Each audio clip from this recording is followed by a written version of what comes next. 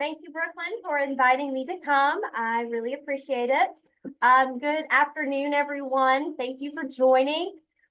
Today, we're going to be talking about container gardening.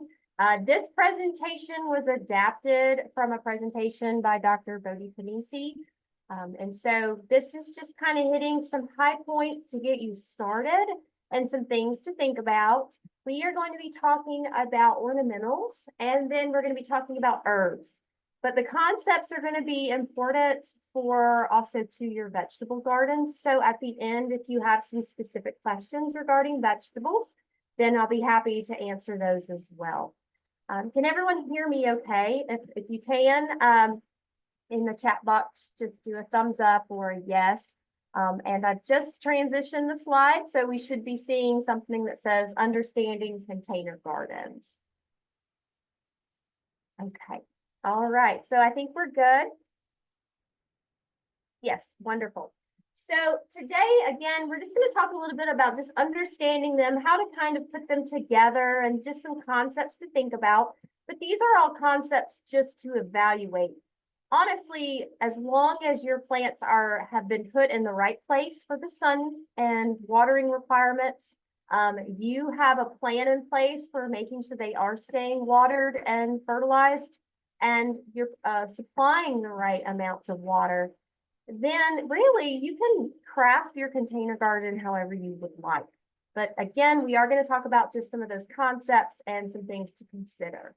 So, the concept of it is going to be very similar to an in-ground garden. So as Brooklyn had said, if you want to start here to kind of get your hands dirty, get used to learning a little bit about how plants are going to be growing, what they're going to need, and on a smaller scale, you can then take a lot of these concepts and actually put it into a large-scale garden as you get more comfortable with that procedure and process. If you have a very large container, you can display a wide range of plant material. However, knowing how that plant's going to grow, how big that plant's going to get, will help you to understand how many plants will actually fit in that container. Because surprisingly, sometimes we may put too many plants in a container, and we start noticing that they just are not thriving because there's just not enough room for them to adequately uptake all the minerals and all the nutrients. So we really have that balance between those two. You are going to become an artist. So you are going to be really putting some techniques together visually that you enjoy, colors that you enjoy, and textures that you enjoy.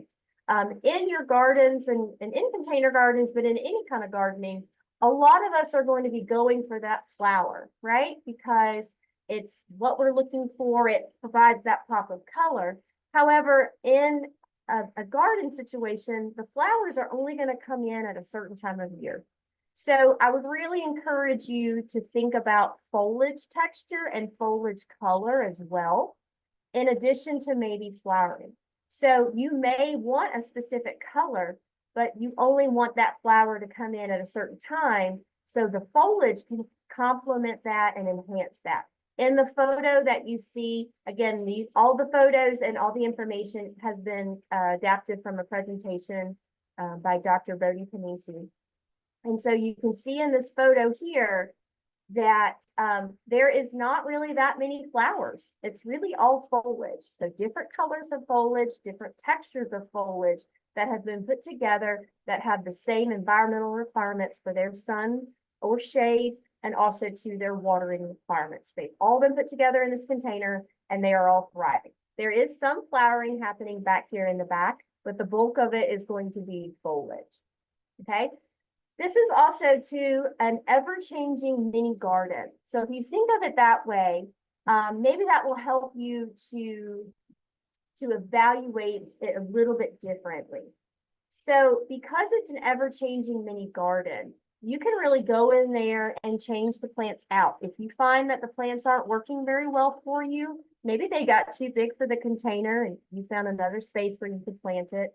Maybe you noticed that one of them, it just did not perform well for you, or you didn't like the color it ended up being, or you didn't like the way that it spread and took over, you can easily go in there, take that out, put another one in, and really change that entire look of that container with just a couple of plants. That doesn't mean you have to remove every single plant, but you can go in there and selectively remove plants to make a brand new look.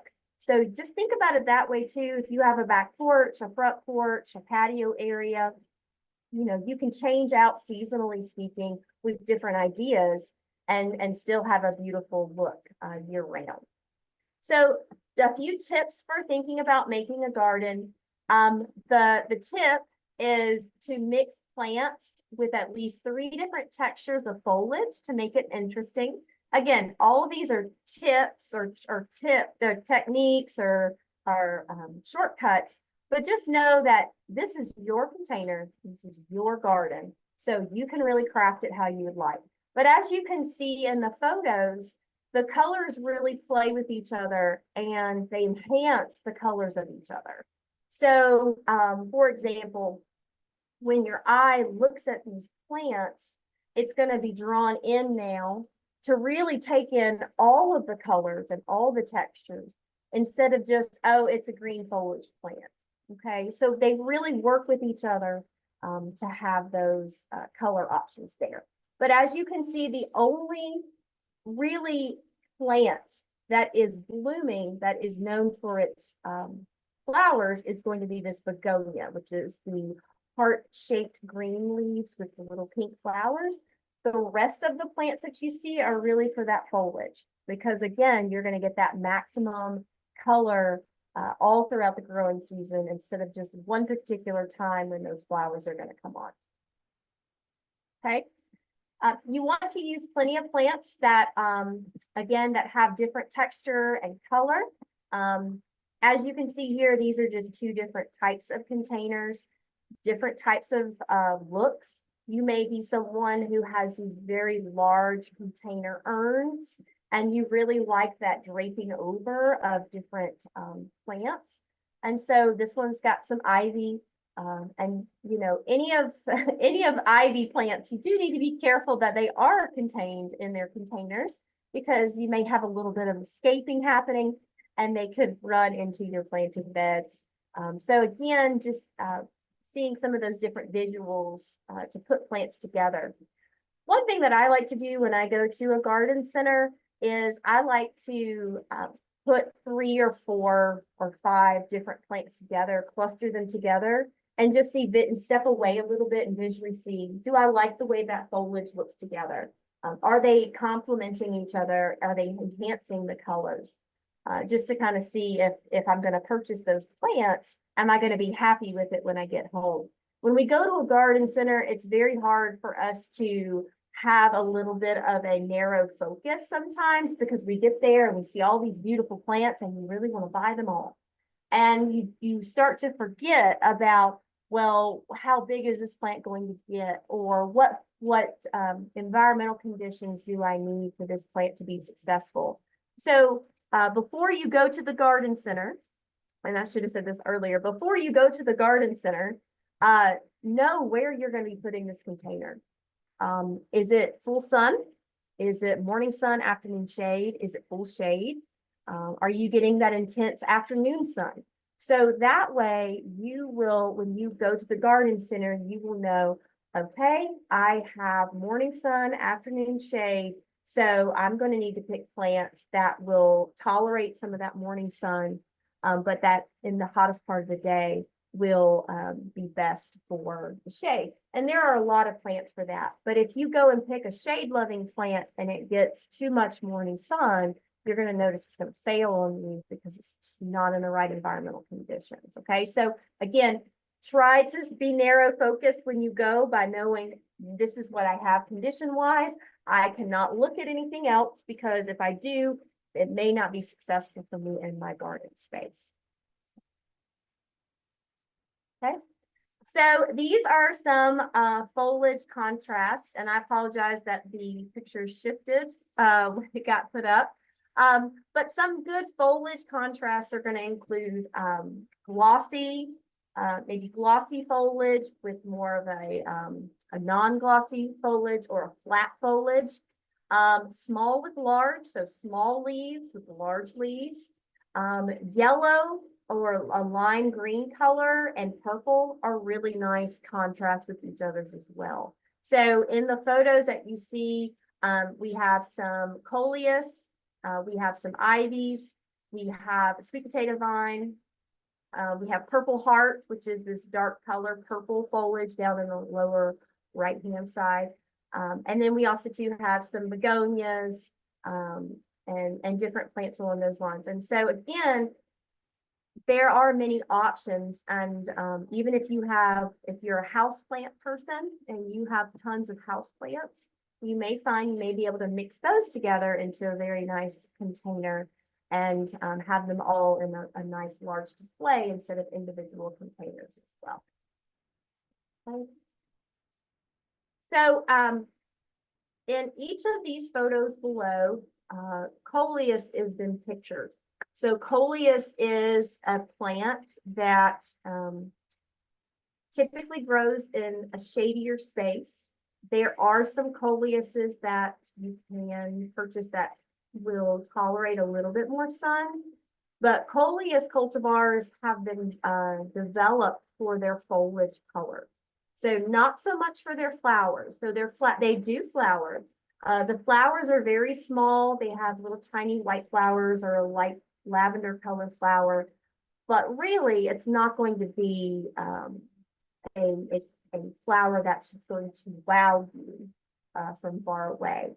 But the foliage does. And so in each of these photos here, these are all different kinds of coleuses that have been mixed in with other ornamental plants. And so you can see in the top photos here, you've got that dark purple coleus with that yellow color coleus. In the center, that yellow plant here, that's a coleus as well. And then on the opposite side, the pink and dark green foliage is also to one of the coleuses. So again, they all look a little different, but depending upon your color scheme and what you're going for, you can really use that to draw the eye to that container and really cause a beautiful impact with just foliage only. When it comes to your flowers, these are all, of course, different types of flowers that you could incorporate into your gardens. You want to try to use a variety of different flower shapes and sizes, colors. This is going to bring in a lot of your pollinators. So for those of you who may choose to do a vegetable garden or an herb garden, I would encourage you to also have a flower garden in a container if containers right now are just really where you want to start. That way you can kind of bring in some more of those pollinators and beneficial insects that will then help out your edible crops by having that pollinator there to continue that cross-pollination. So again, you can use different shapes of flowers, different colors of flowers. The bicolor flowers, which are the ones that have more than one color on the petals, will really allow you to get a big bang for your buck because you have multiple colors happening on the plant, and that would complement some of those other foliage plants as well. You can mix these annuals in with perennials, tropicals, and bulbs. Just know that, just be careful about when you're mixing these plants together. Again, and I've said it multiple times, that they're getting the right sunlight requirements, they're being watered at the right intervals, and they're being fertilized correctly. If you over fertilize some plants, they may not produce flowers as much. They may just be a lot of green foliage.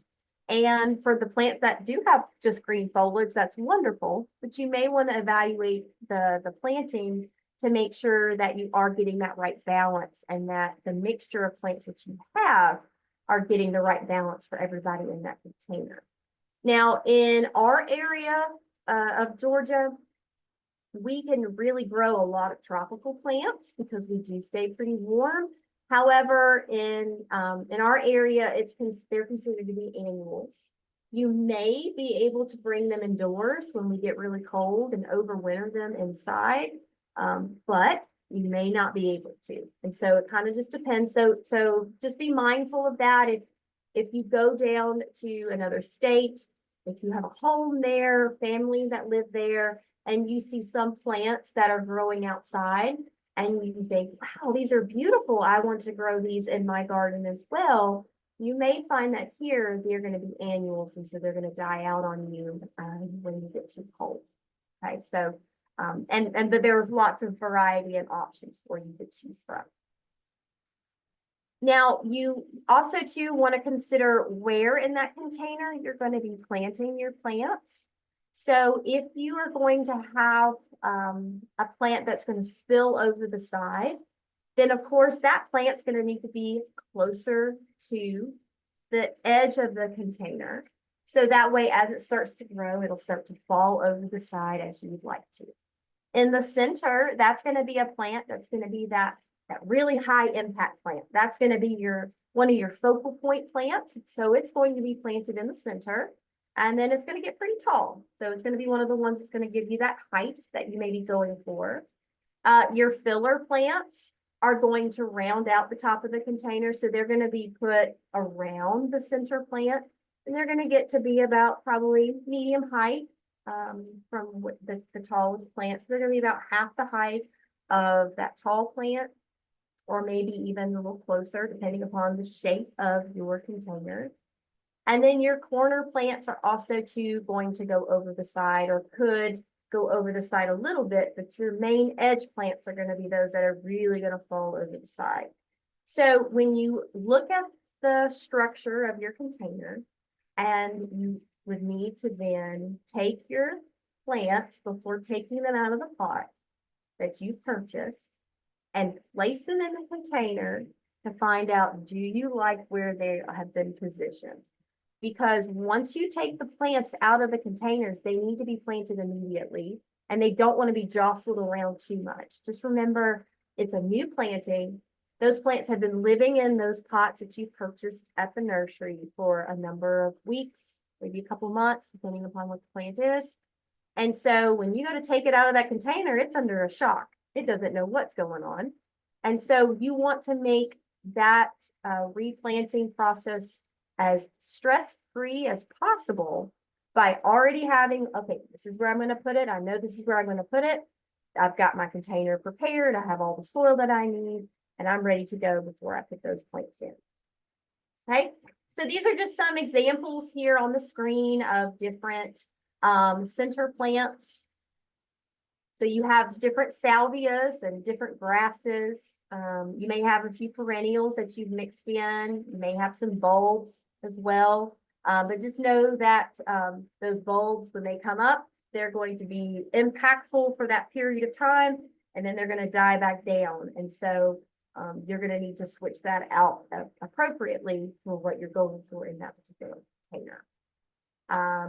These are just some examples of some filler plants, again, to complement that center plant, to add in that extra texture and color. And then some corner plants are going to be those that maybe start the process of pulling over onto the sides. But lots of different colors. These may be the ones that where you add in those pops of color with the flowers. But just know that that foliage can also too be an option there. And then these are examples of edge plants. So these are going to be those plants that are really going to drape down over the side and provide you with that visual airy look. Some people really like the plants to drape over the side because maybe it enhances the container. Maybe it reduces some of those harsh lines. And some people don't want it. They want that container to shine too with the plants. And so they are going to focus on having, you know, a plant in the center, maybe a few surrounding plants or center plants, but they're not really going to have anything draping over the side. So again, it's really a visual interest for you and what you find that you enjoy. So in these slides here, these are just some combinations to consider putting together based off of if you're going to be in the sun or in the shade. Now, these plants here, you know, they're They should be able to be found in most of your big box stores, maybe even in a lot of your local nurseries. There could be, though, many plants out now that have different color patterns, different names. So these are just some examples to think about when you're going to the store to get those plants. You can also too find these plants, since they are annuals, you may be able to find seeds, and you can start your own seeds at home and have your own container garden plants, you know, from the start all the way to the end. So some shade garden options. Of course, you'll see a lot of different ferns mixed in, some impatiens, caladiums, coleuses, lots of different color options for you. But as you can see, a bulk of it is going to be that foliage. Yes, the impatiens are providing a colorful flower for you, but I think for me, I personally really enjoy the top photo because of all the different colors and all the different textures. The bottom photo is beautiful too, but if you really want it to have a lot of variability in your landscape, I think the top photo would provide a little bit more of that for you. You can have themed container gardens. So you can have a succulent garden or a fern garden. Again, realizing that we really have to be careful about our plant selection. Just because it says it's a succulent doesn't mean it wants to be cared for in the exact same way as another succulent or a cactus. So I have a couple of succulents, and I have found that some of them like to be watered more regularly than the other ones do. So if I put those two together in the same container, someone's not going to make it very long. And succulents will, they're the ones that I have are a little slower growing. And so, but boy, they'll tell you real fast when they're unhappy because they die within 24, 48 hours, or at least that's the way it seems. Okay, that's probably not actually what happens, but it feels like they die really quickly, but they grow very slowly. So just keep that in mind. What I have found with succulent gardens is that if I bottom water them, so what that means is I have a nice decorative container that has holes in the bottom. I will take that decorative container and put it in another container that's filled with water. Let it sit in there, soak up the water, take my succulent container out, put it back wherever I had it, and then I don't water it until it needs it again in a couple of weeks or whatever that may be for those plants. But the water I have not overhead watered. So I have not taken my watering can and applied the water to the surface. Okay. I have found for the succulents that I have that has helped me keep them going because water is not getting down into the crowns. And for my style of gardening, I have found that I think that it has allowed them to continue to thrive. They're taking up the water that they need, but they're not getting too much water. The soil is also too very important, and we haven't discussed that very much, but the soil that you use should be container garden soil because it has special additives in it that helps with moisture regulation. And it allows that water to move through, but still be held a little bit, depending upon the product that you bought. But if I'm going to do a succulent garden versus a fern garden, there are a lot of differences between those individual containers. A succulent garden is going to be typically a drier location. It's going to need a little bit more sun. It may need full sun, but typically you may find that you can get away with morning sun and a little bit of afternoon shade or dappled shade in the afternoon.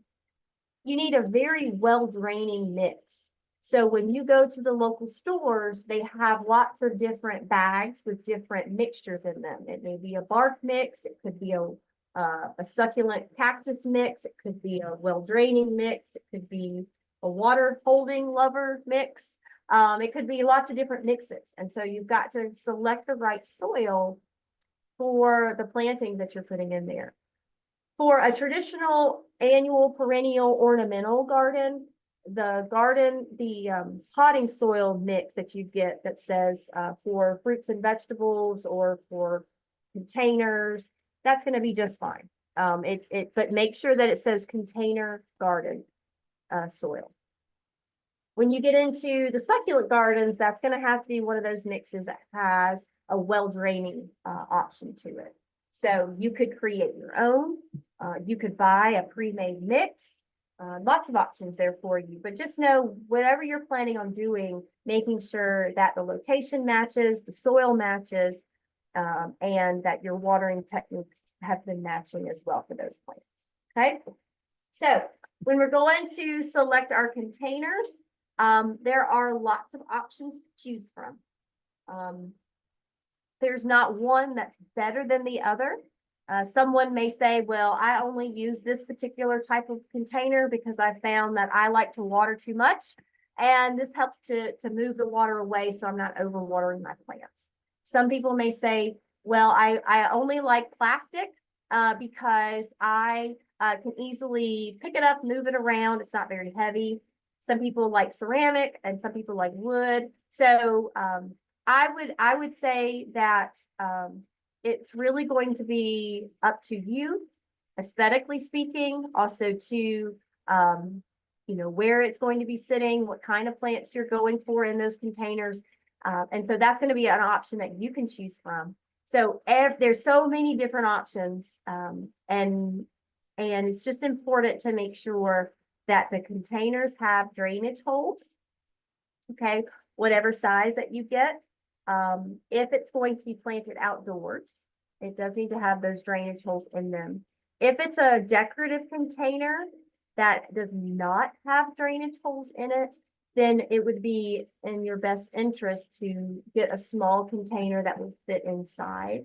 So that way you can take out that plant, water it, let all the water drain out, and then put it back into its decorative container. So that way you're not having water come out all over on your tables or on your floor or anything along those lines, okay? Now, the size of the container will limit the amount of plantings that you can put in there, okay? So, for example, in this photo here, and the container that has the green container down there, that's probably only going to support one plant, okay? It could support maybe 2 small succulents, maybe something along those lines, but it's really only going to be a one planter, plant planter. As you look at the wooden barrel, that's the larger wooden barrel, or maybe even the orange plastic oval container, that's going to be able to support maybe 4, maybe 3 to 5 different plants, depending. So again, it's really going to depend on the size of your container and what you're going for. You want to look at the diameter of the container, not so much the depth of the container. The depth, the heights of our containers are great, but plant roots are only really going to get down, to maybe 6 to 8 inches down below the surface. Now, if you have a more perennial plant, they could get much deeper. So when you have those really tall containers, a lot of times people will fill them up with other materials until they get closer to the top. So then they can backfill in with all of their garden soil, not their garden, their potting soils, and then put their plants in. Because when you fill those really tall ceramic style containers filled with soil, those things get very heavy. And so it's kind of difficult sometimes to maybe move them around. So that's one way that you can still use those containers and maybe not fill them all the way to the top with potting soil. You can make them a little bit shorter on the inside, but visually they look like you filled it up completely with that potting soil. So as you can see here on the picture to the left, this is a container that you can buy, and oftentimes they don't come pre-drilled with holes in them. And the reason for that is because the manufacturer doesn't know what you're planning on using that container for. So it gives you options. You can put a container inside this container, and then you don't have to worry about water leaking out on your floors, like I've already mentioned. Or this may be a container that you're putting out on your back deck, and so you need those holes. So there are spots on the bottom of the containers that the plastic is just a little bit weaker, and you can actually go in with a drill and you can drill in. Now, this is if this is a plastic pot, you could do that very easily with. If this is a ceramic pot or a terracotta pot, you have the potential of breaking the pot. And so you have to use the right drill bit to do that. Honestly, if I'm going to get this in a terracotta form and it does not have any holes in it, I'm not going to put holes in it at all. I'm going to put a plastic pot on the inside, so that way I can still enjoy the beautiful terracotta. But I know that when I go to care for my plants, I can make sure it's well draining because there is no drainage hole there. On this wooden container here, you can put holes in, again, using a drill in holes. They may or may not come with them pre-done. So that's going to be something that you'll have to evaluate and see. But the goal of this is to make sure that the water has a space to go, because our plants do not like to live in saturated conditions. Now, if you're planning on putting in a bog garden, that's a whole different thing. And I know, you know, I'm kind of jumping around and talking about a lot of things, but you really just have to first decide what plants are you putting into those containers, and then making sure that the containers match what your goal is for those particular plants. Majority of our plants are going to want to have a well-draining area and you know, have their roots be in nice soft soil and allow that water to move through. Okay, so we don't recommend using gravel because when the gravel shifts, when you go to water, it can now plug up those drainage holes. So now you've defeated the whole purpose of putting in a hole, because something is now there stopping it. So keep that in mind when you are going in to put in your containers. You may want to evaluate, you know, not putting that gravel down in there. Now, if you need something to weight it, you may want to put like a large stone in the center of the container. And when you go to fill in with potting soil, making sure that that rock hasn't moved, you know, and so that can help with weighting if you're concerned about it blowing over or falling over, and you needed a little bit of weight to keep it there. This is just some information about basket linings.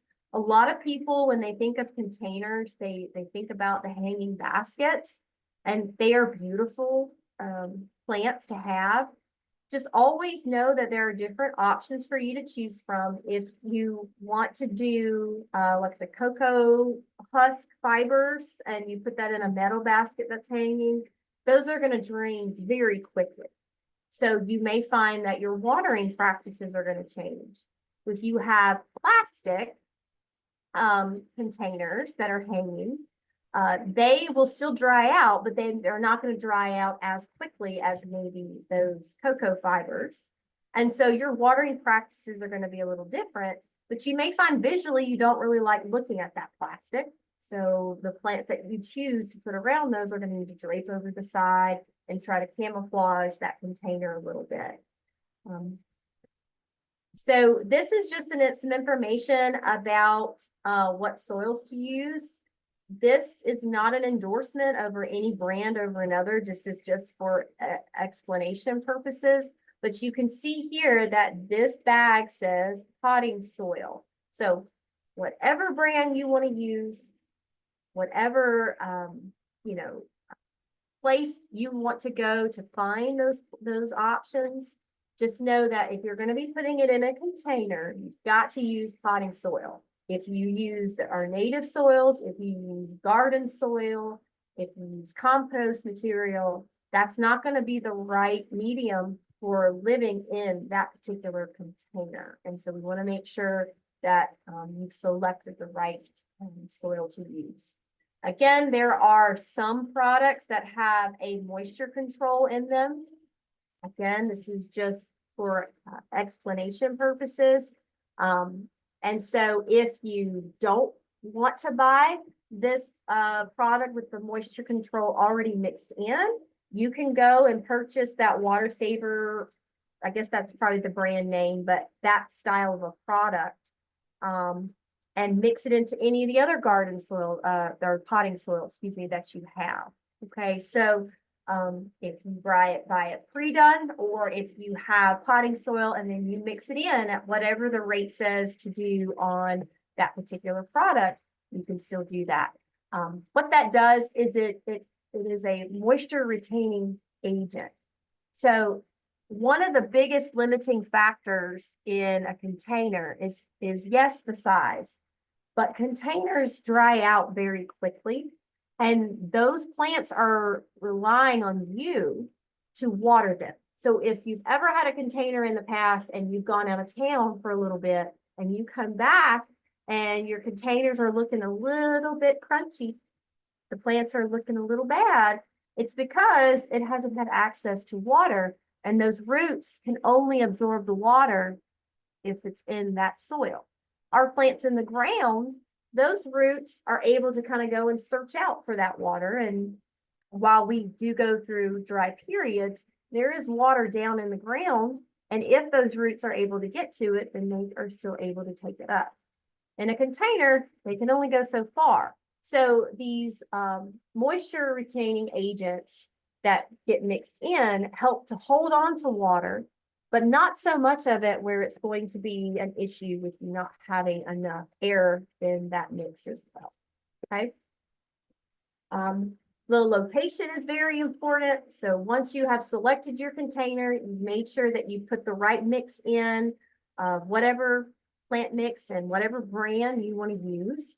Then you want to make sure that you have the right location for a container.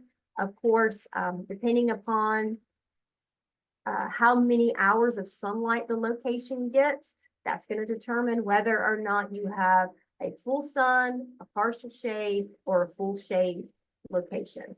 So that's going to help you with that plant selection once you've decided where this container is going to go. When you go to choose your plant material, make sure that you have done some research to find out, okay, these are the plants that will grow well in a container, and these are the plants that will grow well in my particular location. But do I like the way that they look? So your visual appeal, while it is important, you know, it's kind of one of the last things that you kind of think about, or you should think about. So you want to then look to see, do I visually like them? And when you go to your garden center, already having a list of plants that you're looking for will help you, because there may be a color scheme that they have at that particular location that you can incorporate in. So you're still getting that plant though that's going to perform well, but it may not be the pink one or the yellow one. It could be another color and that you can incorporate in. We do have a lot of plants that will do very well, and you want to try to make sure that you do a strong performer in the center, because you can come in and replace some of those on the outsides pretty easily if you notice that they're not performing well for you. You also do want to make sure that your plants are healthy. I would encourage you to really take time to select a plant. Try to look at the root systems if you can carefully, making sure that they're growing well. And, you know, you don't see any spots on the foliage. You don't see any insect damage. You don't want to accidentally bring something home with you that you didn't already have there. That would cause more issues on that new planting. Okay. So again, one of the biggest things to take home, we've talked about a lot, and a lot of different things going on, but if the plants that you have selected do not have similar water, light, and fertilization requirements, you're going to have an issue, because somebody in that container is not going to be happy. And it may have been the one that you were really excited about. And so we want to make sure that it's growing very well for you, and that it has a really nice visual appeal. So hopefully if you are new to planting in a container and you're successful with your container, it will encourage you to try new plants and new things and try to see about adding more visuals to your landscape space. Okay, so in what we've been talking about, we've been talking a lot about flowers, but you can also do an herb garden in a container.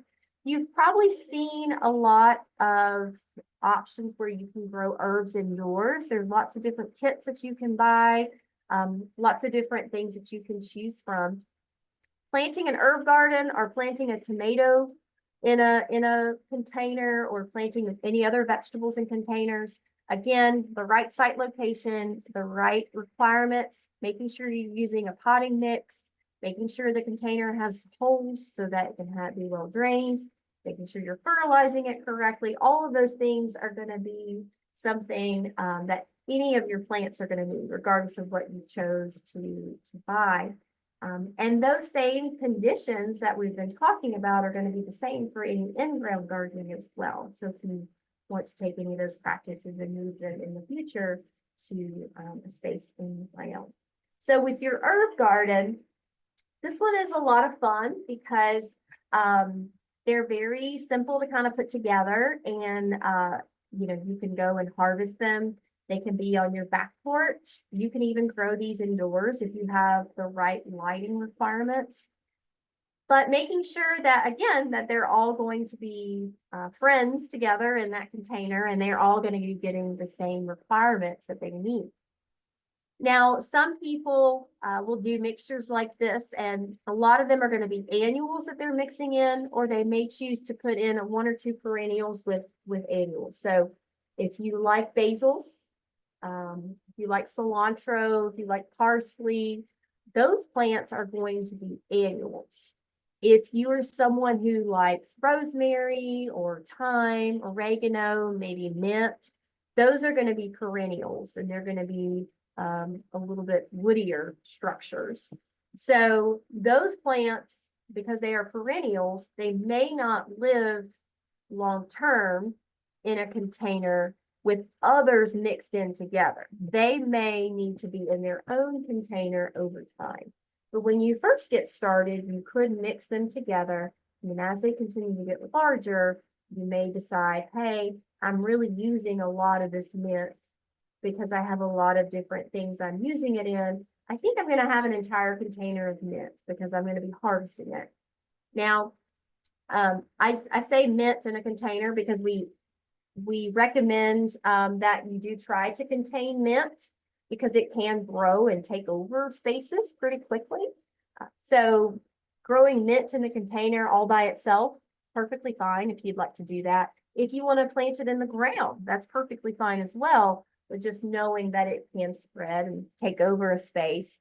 And you may find that you're constantly pulling it out because it's trying to take over some of your other plants.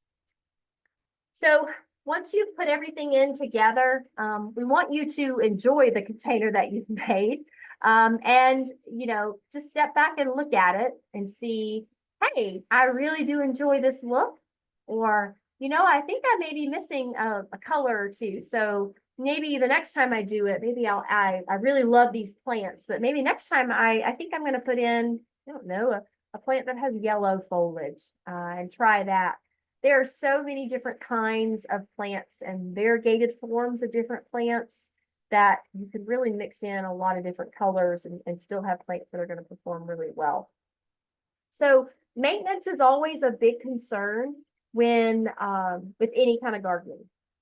Plants are not going to be a one and done kind of thing where you just plant it once and you never have to do anything with them. Some plants need to be deadheaded. That means remove their flowers. Once they're done looking attractive, you cut them off, and so the plant will put out more flowers for you. Some plants in your container garden are going to, hang over the side. Those are going to be those ivies and other kind of trailing plants. Once they get down to a certain point, you may find you need to trim them a little so that way they still look visually appealing in that container. You could find that you could take that clipping off and plant it in another space, in that container to continue that process of having that drainage happen around that container. Watering is something that's very important. I have come back and seen my plants look like this too. Okay, so always keep in mind that the roots can only absorb the water that is available to them. They cannot go any further than that container. And so if you are planning on going out of town, you may want to have a neighbor come over, or you know, something like that, where you can have a plan in place to try to keep those plants watered. I always say that there is a point of no return on plants. So when you get home and if you touch the leaves and they're still kind of soft, you know, and you add water, you may find that it will perk itself back up. If it continuously does that, it will, you know, shorten the longevity of that plant over time. But if you come back home and you touch the leaves and they crumble off in your hands, maybe past that point, you could still water it. That doesn't mean that the foliage wouldn't maybe come back up from the crown of the plant if it hasn't been too long, but those particular parts of the plant may be too far gone for foliage to come back. So you may find you're trimming some of that off and waiting for the plant to push out new growth from the crown. It really does just depend on the plant itself and the timing of how long it's been since the watering has been applied. When you go to fertilize, you know, you do want to follow any label directions. There is not going to be one brand that's better than the other. It's really going to be depending on what types of plants you have planted and what brand product you want to use. There are slow released fertilizers that you can use. You're going to sprinkle those on the surface, and then as you water, you know, slowly start to release that product to those plants. You could also do a liquid form product where it's already been pre-mixed, or you have a concentrated form and you're mixing it with water and then you're applying it. You don't ever want to use a weed and feed style product in a container garden. You don't want to use a granular fertilizer in a container garden. So that's going to be a little bit different than maybe like an in-ground style garden situation. Because again, the situation is just a little bit different inside that container. But any brand product that you want to use is perfectly fine. Just make sure that you are reading that label, you are applying that product as needed, and you want to make sure you are avoiding putting it on the foliage.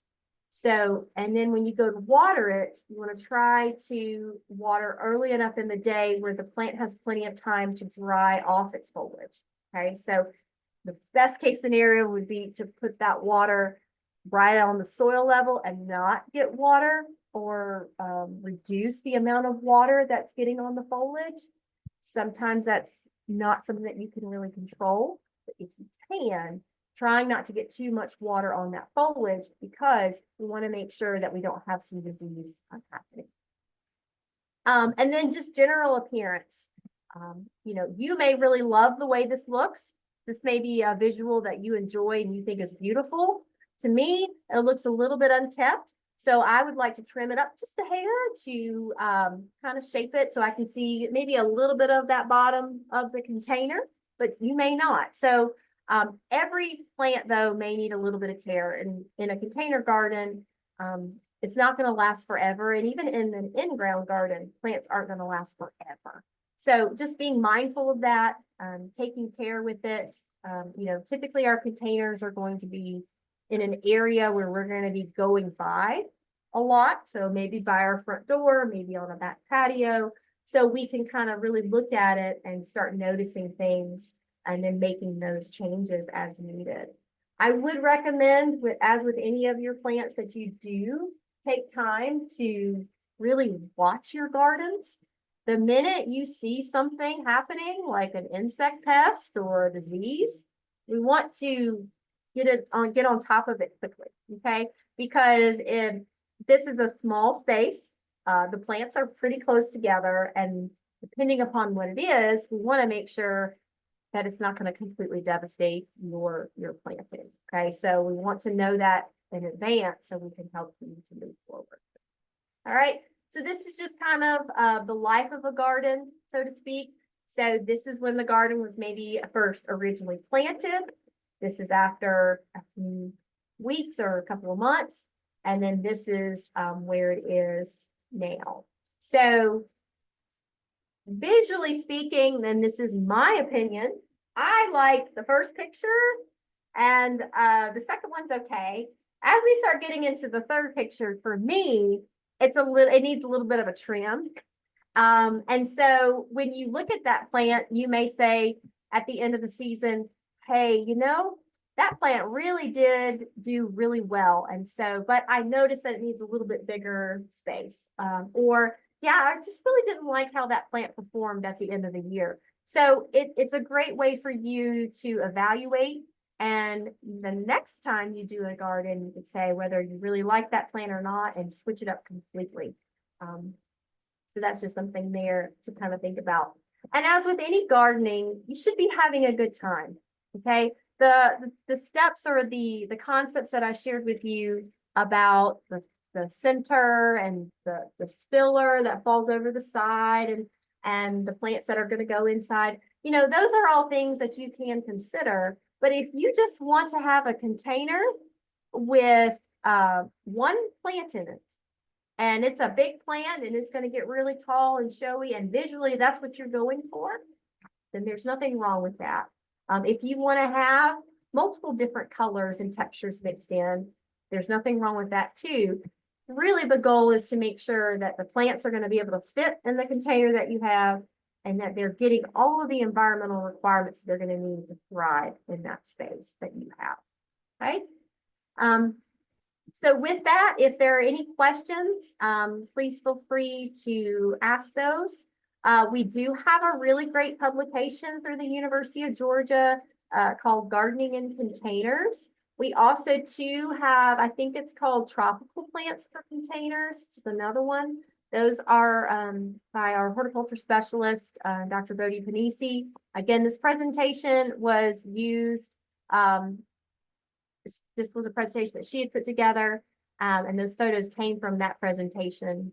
So, I don't know where all of those came from for her when she used those. So if you happen to have any questions, though, I'll be happy to answer them.